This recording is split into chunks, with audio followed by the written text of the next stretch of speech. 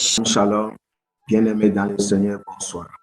Nous bénissons le nom de l'Éternel d'avoir donné encore de l'opportunité autour de sa parole ce soir.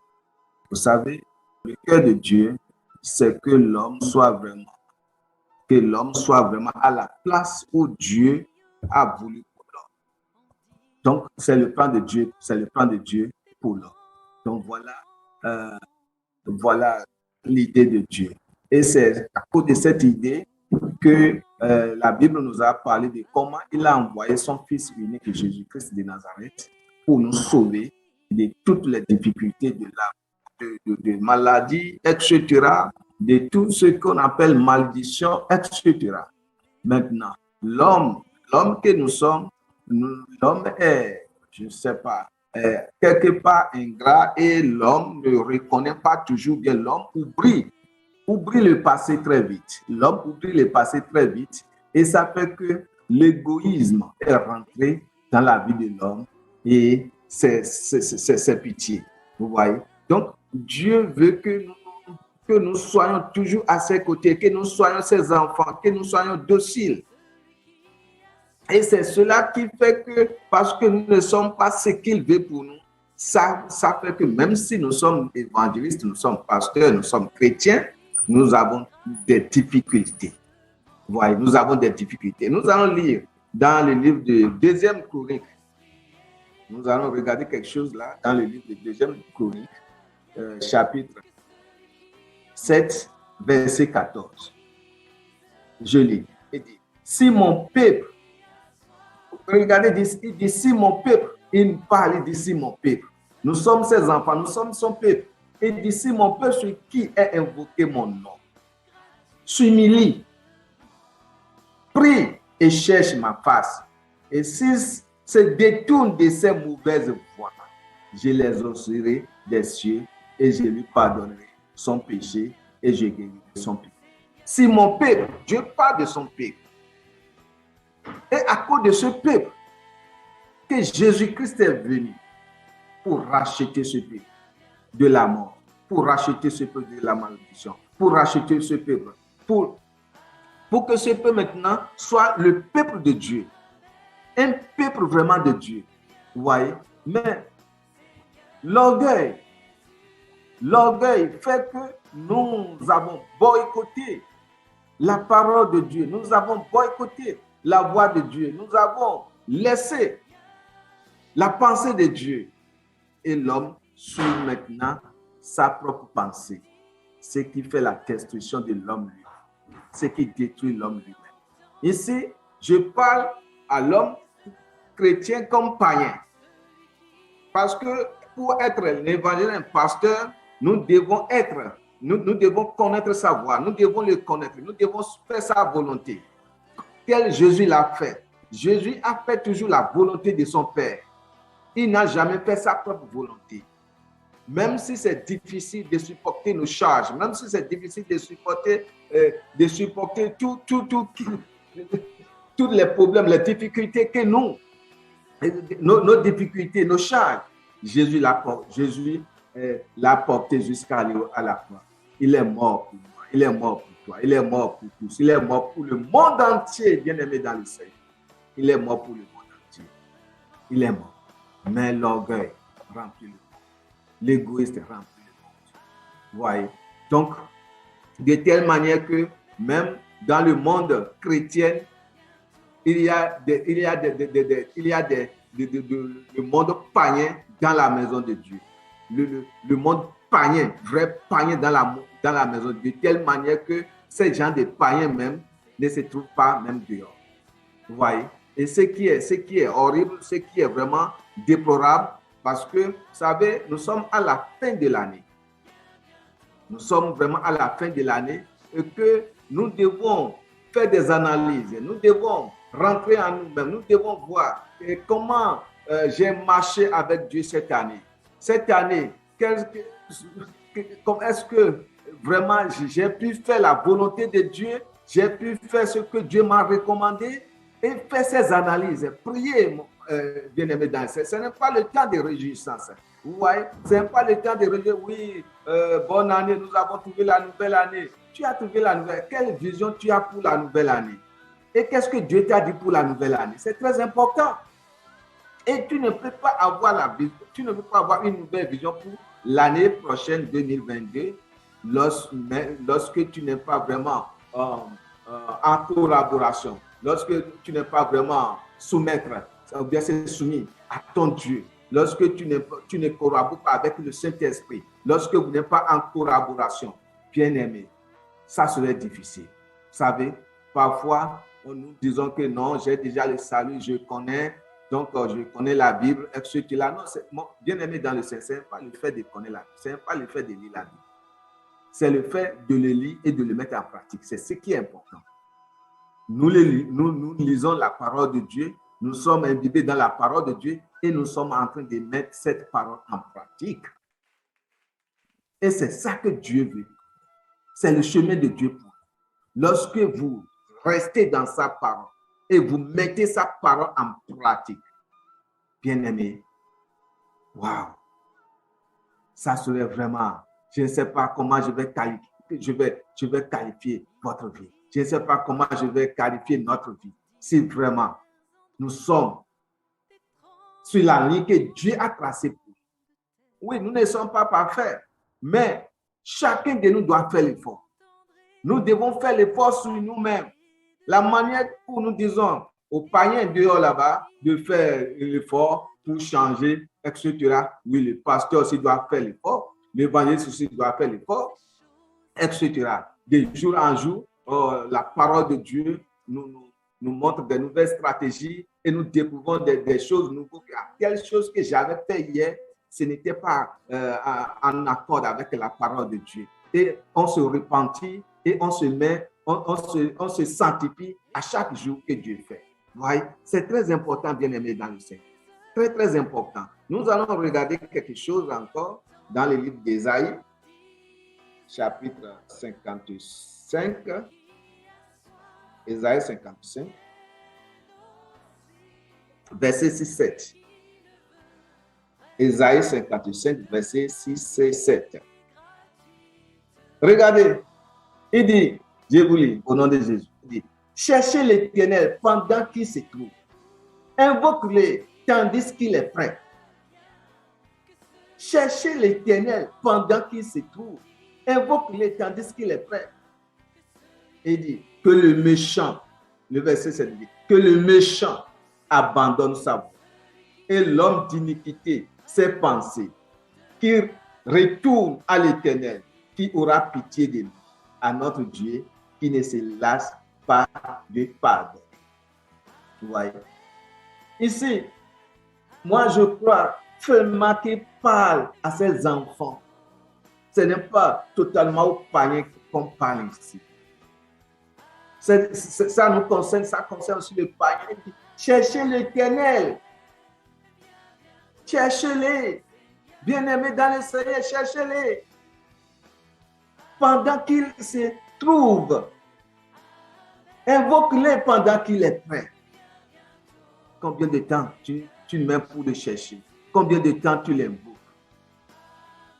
Combien de temps tu pries? Nous devons faire l'effort. Faire l'effort, plus que faire l'effort. Regardez encore nos cousins, les musulmans. Vous voyez, je pense au moins minimum par jour, chez eux, je crois que c'est 3 fois. Je dis minimum. Et au point où, même devant les étalages, quand il est l'heure de prière, ils s'agenouillent là, en train de chercher, de prier, d'invoquer leur Dieu. Malgré qu'ils ne sont pas dans la vie. Mais ils savent qu'on doit prier. Leur vie s'est attachée à la prière. Bien-aimé dans le Seigneur. Est-ce que vraiment ta vie spirituelle est attachée à la prière? Lorsque Jésus dit prier sans cesse. Mais nous, les chrétiens, nous banalisons les choses. Nous bafouons les choses. Nous ne faisons pas telle la volonté de Dieu. Et c'est ça qui est déplorable et c'est ça qui nous tue. Ce n'est pas le diable. Non, le diable ne peut rien contre moi et toi. C'est nous-mêmes qui est notre problème. La malédiction ne peut rien contre toi, ma soeur. Non, c'est nous-mêmes. Lorsque vous cherchez l'Éternel, lorsque vous rentrez vraiment en esprit, vous cherchez l'Éternel, bien-aimé, Ayabasaka, et il répond toujours. Il se montre, il parle, il va. Regardez, tu ne peux pas commencer, il va te parler. N'importe quelle manière, il va te parler. Mais lorsque vous ne le cherchez pas, lorsque le pasteur ne le cherche pas, l'évangile ne le cherche pas, le chrétien ne le cherche pas, c'est comme ça qu'ils approvisionnent des choses. Ils font des choses à la manière de la chair. Et ils font cela aussi au nom de Dieu. Alors que Dieu n'aime pas dans ce que tu es en train de faire. Tu le fais en ton nom. Donc, la collaboration avec le Saint-Esprit est très, très importante. Nous devons collaborer avec l'Esprit de Dieu. Par exemple, demain soir, c'est la veillée pour rentrer, nouvelle année, etc. Mais l'homme de Dieu, l'évangéliste, qui n'a pas vraiment cherché la face de Dieu et qui a invoqué, qu'il a convoqué le monde et que tout le monde, leur espoir est sur Dieu et à travers lui. Et il n'a pas vraiment cherché, qu'est-ce que Dieu veut pour son peuple, qu'est-ce que Dieu veut dire pour son peuple, comment ça va se passer. S'il n'a pas cherché, bien-aimé dans le Seigneur, lorsqu'il va se tenir devant le pupitre, il va provisionner des choses, raconter des choses qui n'est pas la volonté de Dieu pour les peuples. Et comment ces gens de peuple va tenir, comment ces gens de peuple va vraiment évoluer. C'est difficile. C'est très difficile. Nous devons travailler en esprit. Le pasteur doit vraiment travailler en esprit, prier en esprit, travailler. Et c'est pourquoi Dieu voudrait que nous nous repentons de ces gens de paresse. Dieu veut que nous nous repentons de ces gens de choses. Mais c'est pas seulement le païen, dit qu'il est païen, maintenant, de notre côté. Le travail que Dieu nous recommande, ce qu'il nous a dit de faire, est-ce que nous le faisons ou bien nous le faisons à sa volonté? C'est très important, bien évidemment, dans le Seigneur. N'importe où tu es, l'évangile, pasteur, docteur, que tu es en train de m'écouter. Tu te présentes devant ton église. Mais devant ton église un dimanche matin, mais sans une communication de la part de Dieu, sans rien, tu ouvres la Bible peut-être par hasard et tu commences par lire. Cela ne se fait pas comme ça. Un évangile ne travaille pas comme ça. Un vrai pasteur ne travaille pas comme ça. Donc, rentrons en nous-mêmes, repentons, afin que l'œuvre que Dieu nous a donnée, le travail que Dieu nous a donné, puisse avoir vraiment une succès entre nos mains. C'est ça. Quand Dieu te voit, mon frère, il est quoi? Il est content de toi. Quand Dieu te voit, ma soeur, il est content de toi. Il est content de toi. Mais est-ce que tu fais ça? Voyez. Je relis Ésaïe 55, verset 7 en question, dit que le méchant abandonne sa voie. Qui est le méchant? Le méchant, c'est celui qui connaît le bien qu'il devait faire. Et il ne le fait pas. Le méchant, c'est l'homme, celui-là qui est cet enfant de Dieu. L'enfant de Dieu qui connaît ce qu'il devait faire.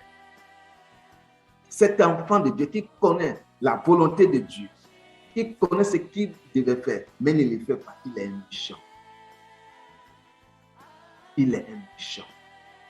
Il dit que le méchant abandonne sa voie.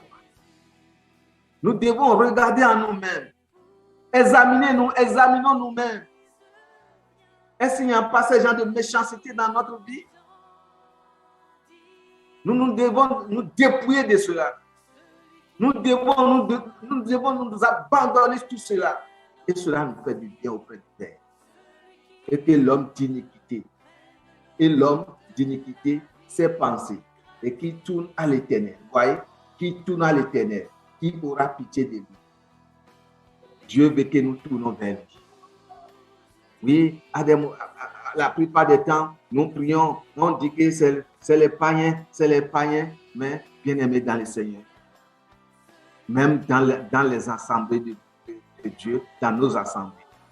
Je ne sais pas, frère Alexis, si tu as jamais rencontré un chrétien païen. Moi, j'ai rencontré plusieurs disons chrétiens, mais pire que païens. Mais si vous ne l'avez jamais rencontré, Paul en a rencontré un. Apôtre Paul en a rencontré plusieurs.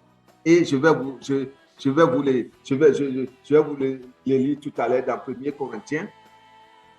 1 Corinthiens. Païen. Non. Nous sommes des enfants de Dieu. Nous devons abandonner le monde. Nous devons laisser le monde avec tout ce qui est dans le monde. Alléluia. Ses conduites, ses manières de penser, ses manières de faire. Nous ne devons pas, bien aimer dans le Seigneur. Non. Non. Regardez ce que l'apôtre Paul dit. Il dit, 1 Corinthiens chapitre 5, verset 1. On entend dire généralement qu'il y a parmi vous de l'impudicité. Excusez. Et une impudicité telle qu'elle ne se rencontre pas même chez les païens. On parle de qui? On parle des chrétiens. On parle des chrétiens dans la maison de Dieu. Des chrétiens dribbleurs dans la maison de Dieu. Nous sommes à la fin de l'année. Nous sommes vraiment à la fin de l'année. Nous allons rentrer dans une nouvelle année. Est-ce que tu vas continuer d'être ce genre de chrétien? De chrétien dribbleur, mensonge, fornicateur, adultère, tout ce que notre Père a interdit. Tu es chrétien en façade. Ce que tu es chrétien, quand on te voit, on dit que voilà une soeur, voilà un frère, etc. Mais dans la cachette. Oh là là, dans la cachette. Ah, ce qu'il fait, c'est très, très, très, très, très mauvais. C'est abominable.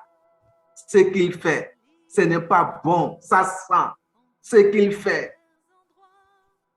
Dieu nous interprète. Examinons-nous. Et répondons. Je parle à moi-même. Je parle à tout le monde. Je parle à tous ceux qui écoutent ce message. Repentons-nous. Montons sur la voie, la piste que Dieu lui-même a dressée pour nous. La Bible dit que la parole de Dieu est une miroir. Et lorsque tu regardes cette miroir, et tu te regardes, et tu te vois toi-même dans cette parole, et tu sors, et tu oublies qui tu es, ça ne te fera pas du bien. Tu dois te rappeler de qui tu es. Lorsque cette miroir est toujours avec toi, lorsque tu regardes cette miroir, bien-aimé dans le Seigneur, cette miroir qui est la parole de Dieu, va nous guider à chaque instant dans notre vie. À chaque instant dans notre vie. Quelle est ta vision pour l'année prochaine 2022? Notre collaboration avec le Saint-Esprit est très importante. Notre humilité devant Dieu est très importante. Ne dis pas que je connais, ne dis pas que je suis docteur, ne dis pas que je suis bishop, ne dis pas que non, j'ai été dans telle école biblique, j'ai fait ceci, j'ai fait cela. Ces choses, ça nous amène dans la perdition. Si je dis dans la perdition, c'est bon d'aller à l'école biblique, c'est bon de faire toutes ces formations. Mais si vous mettez ces choses dans vos esprits et vous voyez dans ces choses, vous ne voyez pas dans la parole de Dieu, vous êtes en train de tromper vous-même. Vous êtes en train de tromper vous-même. Cessons de tromper, cessez ces gens de pensée. Regardez, chrétien, je parle de païen dans l'église, païen parmi les chrétiens. C'est qui est horrible. Si tu es païen, il faut être païen. Si tu veux être chrétien, il faut être chrétien 100%. C'est très important. C'est très important. Et c'est pourquoi Paul dit, mais ces gens de personnes sont au milieu de nous et que la manière ils font, même que même les païens de dehors ne les font pas. Il dit, c'est au point que l'un de vous a la femme de son père. Au point que l'un de vous a la femme de son père. Et le verset 2 dit, et vous êtes enflés d'orgueil, et vous n'avez pas été plutôt dans l'affliction, afin que celui qui a commis cette attitude ôté au milieu. Et Paul dit, Paul veut maintenant excommuniquer. Paul ne veut pas participer avec ces gens de personnes. Alléluia. Parce que lorsque vous participez avec des gens qui sont tout que la parole ne change pas, les gens que la parole ne modifie pas, et c'est leur physiologie, et ils continuent dans leur physiologie. Si vous ne séparez pas de ces gens de personnes, vous allez vous détruire vous-même. C'est pourquoi je dis toujours aux gens, je dis toujours aux fidèles, vous n'êtes pas venus à l'église pour faire des amitiés. Oui, c'est l'aîné de la foi. L'aîné de la foi. Si l'aîné de la foi ne respecte pas la parole, il va te traîner dans la boue. Nous ne sommes pas venus à l'église, dans l'assemblée, pour faire des amis. On peut être des amis, mais si tu vois que l'amitié là va t'amener hors de la parole, bien aimé, non. Non. Il faut revoir ces gens d'amitié. Amen. Nous allons encore lire quelque chose très rapidement. Nous allons lire encore merci pour le verset jusqu'au verset 13. Merci, que Dieu bénisse, frère Alci. Nous allons lire quelque chose dans le livre de Joël. Joël chapitre 2, verset 12-13. Alors je lis. Regardez ce que Dieu dit à ses enfants. Il dit, maintenant encore, dit l'Éternel, revenez à moi de tout votre cœur, avec des jeûnes, avec des pleurs et des lamentations, de tout votre cœur. Notre cœur, c'est ça. Ton cœur, laisse ton cœur à Dieu. Est-ce que Dieu siège dans ton cœur? L'homme que Dieu ne siège pas, Dieu n'a pas trouvé pas dans son cœur, cet homme ne peut jamais changer. Cet homme serait toujours problème pour lui-même et pour la société, pour son emploi. Ouais. Et Dieu dit, revenez, revenez, revenez. Il parle de qui? De ses enfants qui l'ont goûté, qui sont là, mais dans leur cœur, ils ne sont plus là. Ils sont partis, ils sont ailleurs. Il dit, revenez.